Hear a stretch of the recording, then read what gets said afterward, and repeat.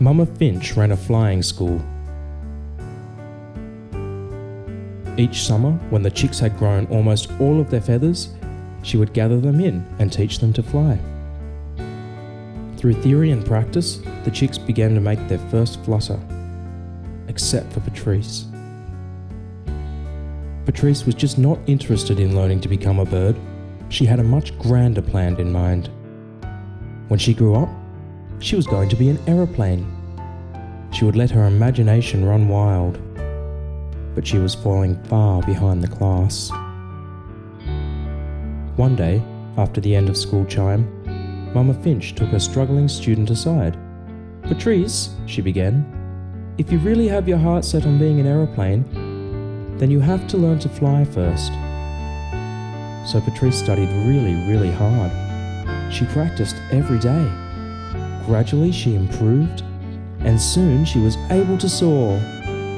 But she had not lost sight of her dream.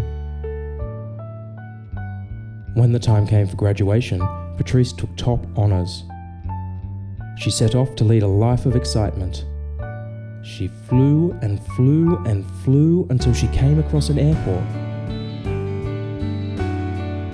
She was ecstatic to see the planes up close.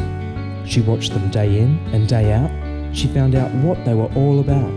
They were beautiful and majestic creatures. One day, she finally worked up the courage to speak to a plane.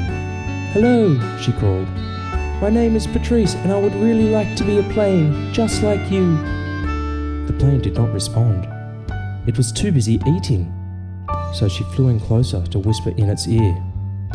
"Hi," she called. "I saw you doing a barrel roll earlier and it was fantastic." Suddenly, the plane let out a horrific scream. She flapped and flapped and flapped, trying to escape the cyclonic winds tearing at her feathers. But it was no use. Patrice would never fly again.